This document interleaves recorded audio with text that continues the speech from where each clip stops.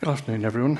I see I'm sort of nearly 15 minutes early, so does everyone want me to sort of widen this out to 25 minutes? Or is 25 minutes worth of policy a bit too much for everybody? I think we'll keep it at the usual length. Okay, this is the right policy update. Quick run through of current policies that are in the process of being thought about and talked about and so forth, which is what this says here. Okay, policy development process, if people haven't heard of it, it's the process by which policies are developed in the RIPE region. There are also policy development processes in other regions, but this is about RIPE. Okay, we have 3 policies in the discussion phase. First one, 2018-02, assignment clarification in an IPv6 policy.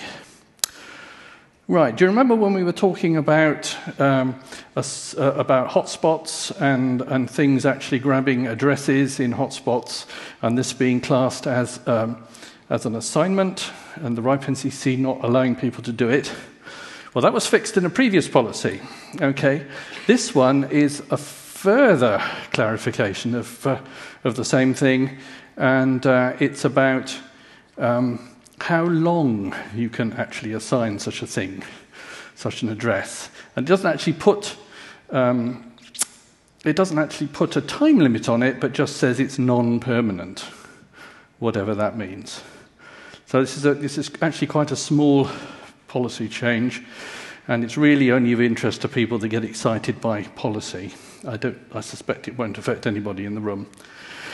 2018-03, fixing outdated information in the IPv4 policy. Okay. Documents of all sorts, not just RIPE documents, tend to get bit rot with time. And this particular document has bit rot. It refers out to several RFCs that don't exist anymore. And so it's basically being fixed. End of. 2018-04, PDP clarification. PDP is the policy development process. Now, the PDP has a number of stages, one of which is the review phase. And this is basically where everybody says, or rather the working group chair says, okay, this policy's been discussed to high heaven. This is one last chance to have a look at it. This is what we're proposing. Has anybody got any complaints? Okay, and the review phase is towards the end of things, and everybody's pretty well exhausted by this stage, and very often there are no comments whatsoever. So the working group chair says, okay, does anybody want to say anything? And everybody doesn't say anything anymore. And the policy development process sets a maximum of 4 weeks on this part of the process. And so, in theory, if nobody says anything for 4 weeks, then what should happen is that the policy is closed, reopened, and started again. This is clearly ridiculous. And this change just says, okay, the working group chair can carry things on for a little bit longer and try and get some enthusiasm. That's it. You can tell people are running out of things to discuss on policies, can't you? Right, review phase, 218-01. This one's been hanging around for a year and a little bit over now. And we've actually... this is a new one. Sorry, 2018-01, not 2017-01. This is a document that uses the words organisation and LIR, being local internet registry, interchangeably, and therefore it needs tidying up. So basically it's a substitution of organisation for LIR throughout the document. Also interesting, I suppose. There's one policy that's in last call, and this is one we talked about before. This is the one that lets the RIPE NCC actually verify abuse C contacts. There are estimated to be 25% of the abuse C contacts in RIPE items are reckoned to be incorrect, not valid, syntactically incorrect, pointing at MXs that don't exist, and so forth.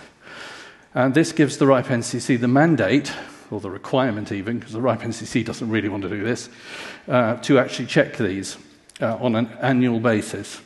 So basically, there'll be a script that goes around, checks whether or not there's an MX record sitting on the back of this abuse contact, checks it seems to work, and then moves on. Between 10 and 25% of these contacts are reckoned to be incorrect, and in those cases, the RIPE NCC has to do things like emailing it, or trying to chase up some contact at the LIR concerned and seeing if they can get any response. So this is, as I say, a policy that actually gives us the mandate to do that. That comes from the Anti-Abuse Working Group, which is a very rare working group to produce any policy proposal, but in this case it has. And then finally, there's the policy that we've talked about for a long time, which is 2016-04, which is pretty old, as you can see, 2 years, which was the one about assigning IP addresses in hotspots and so forth, and that's finally been accepted. So if you're running a Wi-Fi hotspot which hands out IPv6 addresses, you will no longer get the RIPE police coming and knocking at your door and doing whatever they do. Upcoming proposals, well, preparations for final IPv4 exhaustion. We're going to run out in about 2 years. Okay, the final /8 is about to run out. The policy doesn't really say what's going to happen when the final /8 runs out. So this is a policy proposal. Well, there's some discussion, let's say, about what we do at this point. There'll still be little bits of IPv4 trickling in from IANA, but it will be literally trickling in a few sort of /24s a year if things carry on like they do. So we need a policy to say what we do with those. And personally, I think we ought to solve it by mud wrestling or something, but we shall see. And that's it. Questions? And I didn't manage 25 minutes. Sorry about that. Any questions? Any questions? Okay, thank you.